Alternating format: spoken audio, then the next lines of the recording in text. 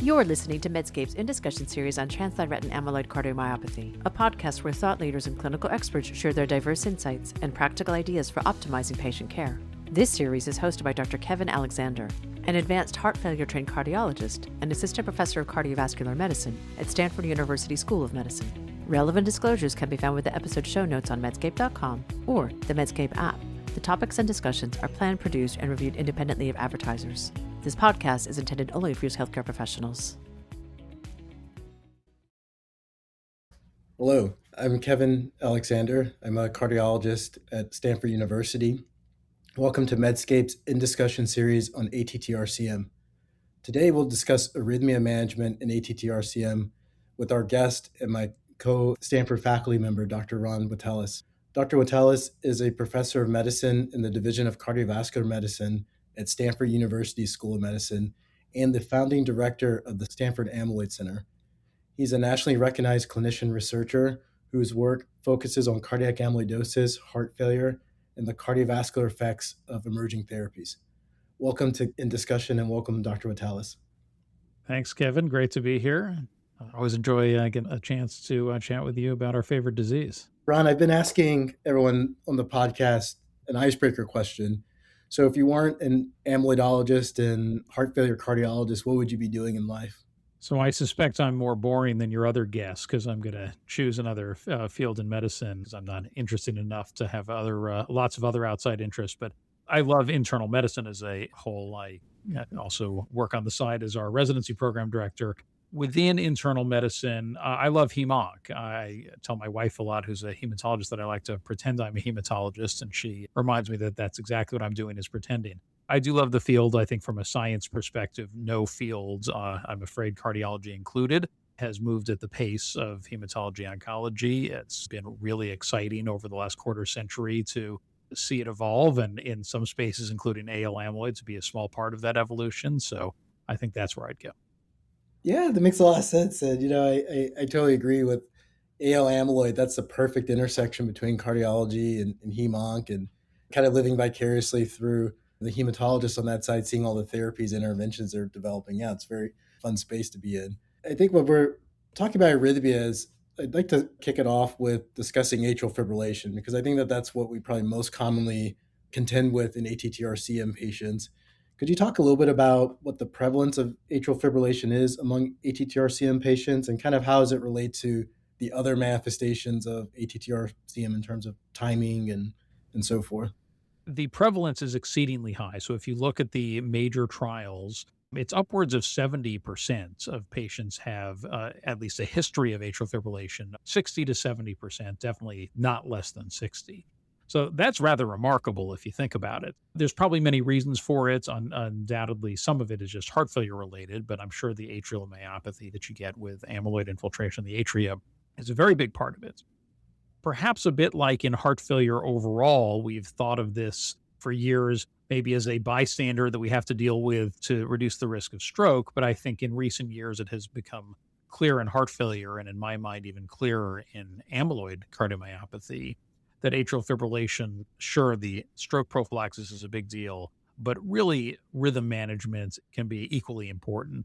When I think about the advances in the treatment of ATTR amyloid patients in the last decade, clearly nothing's going to compete with the disease modifying therapies. Those have been game changing. But once you get past that, I think that between SGLT2 inhibitors, which is probably a topic for another day, and atrial fibrillation management, those have been the two biggest impacts and have really made a big difference for patient care. I totally agree. And I liked how you framed that with the disease modifying therapies and these other kind of non-disease modifying therapeutic interventions, because I think that our management of ATTR-CM in recent years has become much more holistic, of thinking of not only addressing the amyloid, but the other associated comorbidities. And I think atrial fibrillation is top of that list. When I see patients diagnosed with ATTR-CM, it's kind of, here are the disease modifying therapies we'll think about. And this is to try to keep you stable and from progressing clinically going forward. But the things that might help you feel better in the near term are managing your atrial fibrillation. I was talking with Sarah Cuddy on another episode about heart failure management and titrating diuretics and so forth. Those are the things that from now to a month from now or a few months could really improve quality of life and functional status. On that note, what's your approach to management of atrial fibrillation, rate versus rhythm control? Within rhythm control, how are you thinking about antiarrhythmics versus ablation? Absolutely. And of course, there's the thrombus prophylaxis as well, which maybe we can get to separately. But so versus rhythm control. So I have become, and I'm curious what your practice has been, but I would say I have become much more aggressive in the last few years about rhythm control. I think most of us in the field in the past had taken a bit of a nihilistic view that the atria are so diseased that the ability to keep somebody out of atrial fibrillation once they've started having it in this disease is probably so poor that in general, the proverbial juice isn't worth the squeeze, and just prophylaxis against stroke and rate control. And of course, many of these patients are auto rate controlled anyway because of conduction system disease. So you'd say, okay, you showed up in atrial fibrillation today at a heart rate of 80. Here's your DOAC, and we'll call it a day. What has changed is a couple of things in my mind. Number one is just clinical experience. As we've gotten better with rhythm control, it makes an enormous difference for a lot of patients. Clearly, not everyone, but for a lot of patients, they feel so much better out of atrial fibrillation in this disease. Number two, and this has really been the game changer, has been the improvements in atrial fibrillation ablation technology, particularly with pulse field ablation, which clearly, yeah, again, has, I would say, changed the management of atrial fibrillation and heart failure, period. But the success rate is clearly so much higher when you use this in amyloid patients that now when I send a patient for AFib ablation, I have pretty high hopes for success. Maybe they'll ultimately need a second ablation. Maybe we'll end up needing to cardiovert them once or twice in the next year. But I generally feel pretty good that chances are we'll keep them out of atrial fibrillation most of the time. And that wasn't the case in the past. My experience is that conventional antiarrhythmics are tolerated terribly in this patient population. You know me, I don't like to be controversial, but I would say that I could not have disagreed more with the line in the 2025 ACC, not guidelines, but the statements on management, where it said that amiodarone is generally well tolerated in this population. I don't find that at all. I would say that patients, and we know again, in general, a lot of patients don't feel good with amiodarone. I think that's much more so with cardiac amyloidosis patients, which makes sense given how bad their myopathy tends to be and also how rate dependent they can sometimes be. So I have gone from a place of most of the time not trying to pursue rhythm control, and when I would do it, generally doing it with amiodarone, to completely changing, rarely using antiarrhythmics with amyloid patients and just sending them very early on for ablation. What's your approach been? Yeah, very similar. I mean, I think that there's a lot of consensus among many amyloid experts that AFib ablations are highly effective in a large proportion of patients and can give them clinically meaningful improvements in functional status over extended period of time. I think, like you outlined, the technology for atrial fibrillations has gotten a lot better as well. So I think that several things kind of happen in parallel. Yeah, I've been using antiarrhythmics far less than I was, a few years ago. One question I have for you is, as the spectrum of patients we treat with ATTR-CM broadens, so those patients that say now we're doing a PYP scan because they have carpal tunnel positive biopsy, and yeah, we find amyloid on the PYP, but their NT-pro is not that high. That's one end of the spectrum. To the classic kind of class 3, class 4 heart failure patients that may have been in the ATTR-ACT trial.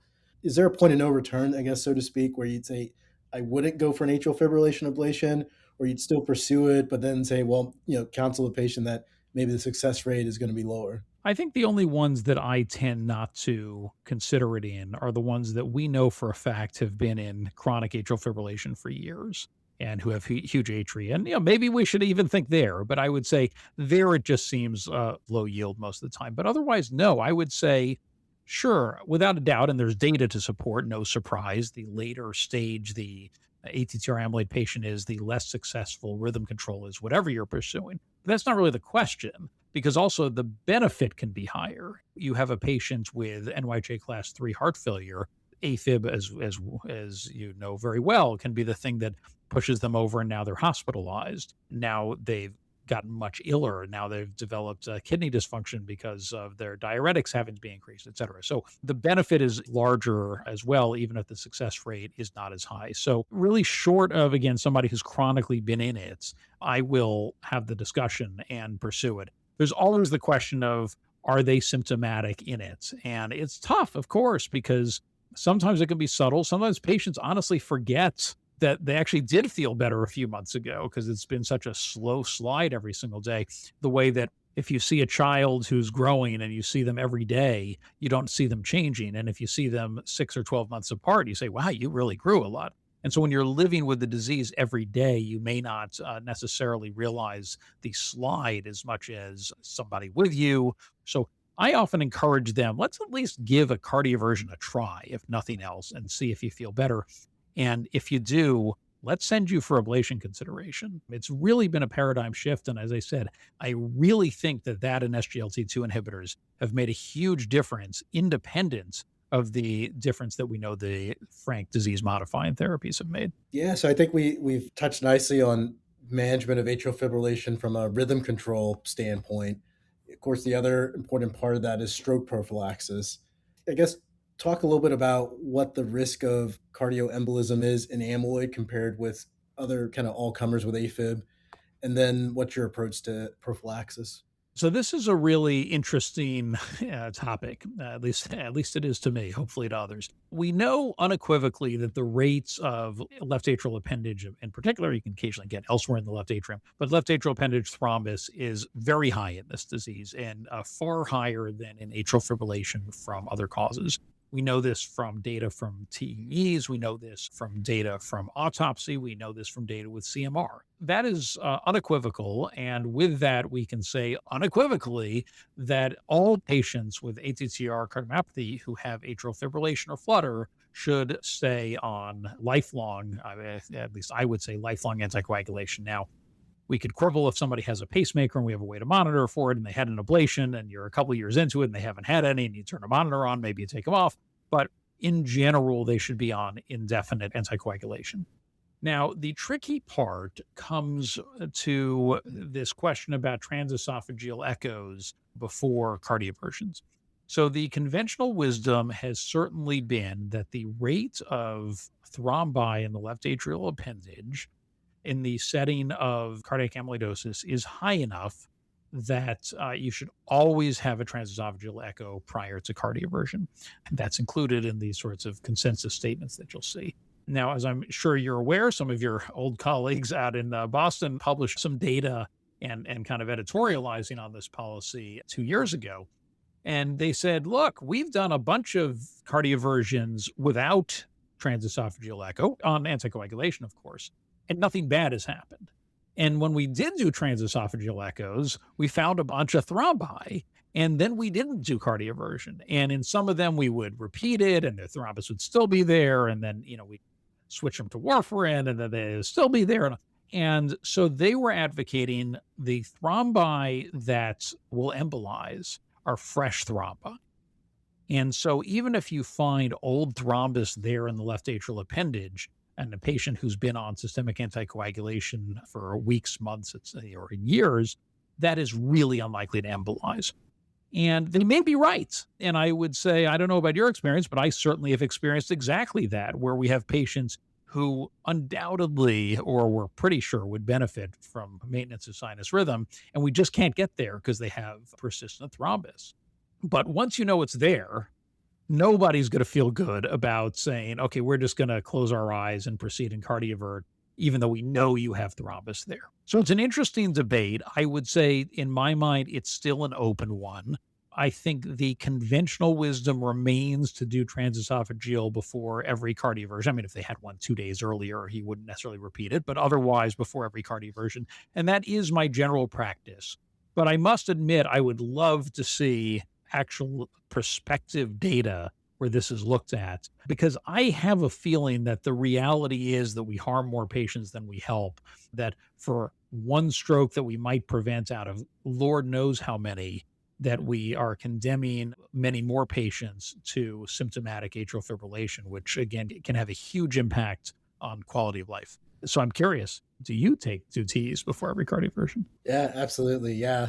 I think for a lot of the reasons you outlined, I agree that there's clinical equipoise there to look at this prospectively. It'd be great if we could pull together some of our centers to think about how to design a study like that, because this is a very patient centered question. I think that the paper from the Brigham is very provocative. And so hopefully that will kind of galvanize groups to think about this in a perspective way. I think also too, probably the risk is not uniform across demographics and age and that sort of thing as well. But yeah, definitely agree. We need to look at it more. And this kind of is a little bit of a segue into the next topic. I'm sure that these are SGLT2 inhibitors and atrial fibrillation management have also changed the natural history and the placebo groups in the more contemporary clinical trials, and probably contribute as well to these lower event rates, because these things are being done in parallel with our study of these disease modifying therapies. On that note, you've been involved with pretty much all of the ATTR clinical trials, and you've been leading some analyses looking at arrhythmia, particularly atrial fibrillation outcomes in the trials. Could you share some of what you've been working on and what some of your takeaways are? We looked back with ATTRACT, the tafamidis clinical trial, and looked at atrial fibrillation, and both in terms of the prevalence of it as well as to see how much it mattered. So the prevalence again, and the 60 to 70%, you can just take that to the bank. That's every analysis you do, it ends up in that range. The question of its effect was interesting. We looked at it in 2 ways in a pre specified model where we said we're going to consider these known factors that affect outcomes. It had a very notable effect that the hazard ratio of 0.55 on mortality of not being in atrial fibrillation as compared to being in atrial fibrillation. And that was accounting for TTR genotype, in that case, treatment of getting tafamidis or placebo, and NYHA class. When we opened it up to a much broader model that had 23 different covariates, it fell out. And it fell out pretty clearly because it was, of course, a marker of heart failure. So that is to say, it fell out as a predictor of outcomes. Now, that's a totally separate question than what we were just talking about is, well, can you improve outcomes by addressing the atrial fibrillation? This is just saying, does it independently predict? That was the analysis from that. We've looked at this in the ATTRibute-CM trial as well with acoramidis. This was the most rigorous assessment of atrial fibrillation in an amyloid trial to date, where we really looked at it from lots of different ways. Were they on baseline medications specifically indicated to be for atrial fibrillation? What did their ECGs show? The ECGs that were done throughout the study were analyzed. Is this new atrial fibrillation? We looked at AEs and treatment emergent AEs. So really as thoroughly as it could be looked at. Again, we see that same 60 to 70% figure for the prevalence of atrial fibrillation at baseline. What it showed was that there was at the very least a trend that the patients who were treated with acoramidis were less likely to develop atrial fibrillation. It kind of depended on how you looked at the definition, but there was at the very least a strong trend, if not more than that, and that makes sense. The other thing is that the positive treatment effect of acoramidis was the same regardless of whether you had baseline atrial fibrillation or not. So atrial fibrillation should have nothing to do, in my mind, with saying, of course, should we put a patient on therapy? And I don't think we really have evidence to say, well, they have atrial fibrillation, ergo we should choose this therapy or that therapy. But I do feel like it gave some evidence to say, no surprise, because their cardiomyopathy is presumably not getting worse, at least not nearly at the same rate as patients on placebo. Probably you're going to have less atrial fibrillation with time as well. Interesting analyses, and I'm really keen to see what comes out hopefully from Helios B and CardioTransform and these other trials that are kind of coming down the pipe. I wanted to shift gears a little bit and talk about some other kind of rhythm management that we encounter in amyloid and discuss conduction disease, whether that's AV block or more commonly chronotropic incompetence. I think that's another area where we can offer the patient's management of those things and can improve functional status in certain scenarios. I don't think it's probably quite as universal as SGLT2 inhibitors or your atrial fibrillation, but maybe kind of walk us through what are some of the conduction issues that you commonly see in amyloid patients, and when you're seeing folks in follow-up, what are the things that you're thinking about, and what kind of interventions? Yeah, absolutely. And again, I think rhythm management is such an important part of ATTR cardiomyopathy management. But conduction disease is the other big one. We all know it's very common. It's not infrequently how a ATTR-CM patient might present is showing up in heart block and needing a pacemaker. I am curious if you do the same. I get an EKG at every single clinic visit for patients with amyloid because both progressive heart block and atrial arrhythmias are so common. And you can't necessarily even count on just picking it up from exam because if it's flutter, obviously it could be regular. If you have an escape rhythm, it could be regular. So I get it every time and I pick up arrhythmias all the time with it. There's some things that are easy, obviously. A patient shows up with complete heart block, they're going to get themselves a pacemaker. The tougher ones are the patients with, let's say, PR interval of 350 milliseconds and a QRS of 150 milliseconds, where the day is going to come in the not too distant future that's going to give out and they're going to show up in complete heart block. The patient that, as you said, just has chronotropic incompetence. They have sinus node dysfunction or enough dynamic AV block that they just can't get their heart rate up. And so I think when you're taking the history, if there is data to suggest that and they have baseline conduction disease, that's worth interrogating. And obviously that can be interrogated as easily as putting them on a treadmill and seeing what happens. A pacemaker is not that big a deal. And so if there's evidence that they are at really high risk for progressing to complete heart block, or there's obvious chronotropic incompetence, I would certainly talk to them about pacing. Now, the other consideration, of course, is what kind of pacemaker. And I would say there is limited data, but it certainly makes sense that RV pacing is not ideal in this disease, even if they have normal ejection fractions.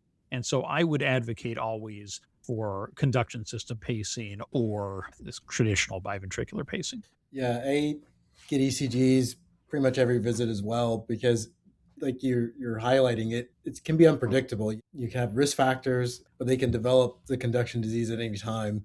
And at least with that 6-second snapshot, it can kind of help you triage a little bit. One nice thing is a lot of patients, at least in the Bay Area, have wearables these days. Mm-hmm. So that can kind of give some longitudinal monitoring as well.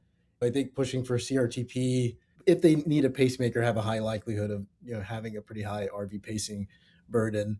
Sometimes I get the question in the community about CRTP versus D. What do you think about that? I think the data, as well as clinical experience, is pretty clear that sudden cardiac death from ventricular arrhythmias is pretty uncommon in this disease, like really quite uncommon. Even if you pick up some NSVT, either on a outpatient telemetry or on, let's say, a pacemaker that someone has, to me, that's not enough to put a defibrillator in. If you have a patient with an ejection fraction under 35%, though that, of course, has not been validated specifically in amyloid, it's largely considered a reasonable reason to put a defibrillator in for primary prevention. So there, I would at least have the discussion, and many patients would opt for it. But otherwise, unless we have evidence, let's say on ambulatory telemetry, that they're having symptomatic ventricular arrhythmias or syncope or pre-syncope from ventricular arrhythmias, I tend to just go for the pacing. The other thing that I think comes up sometimes are these left atrial occlusion devices, and someone has a risk factor for bleeding, let's say chronic GI bleeds, et cetera. Do you use these devices in ATTR patients? And if so, what are some of the scenarios?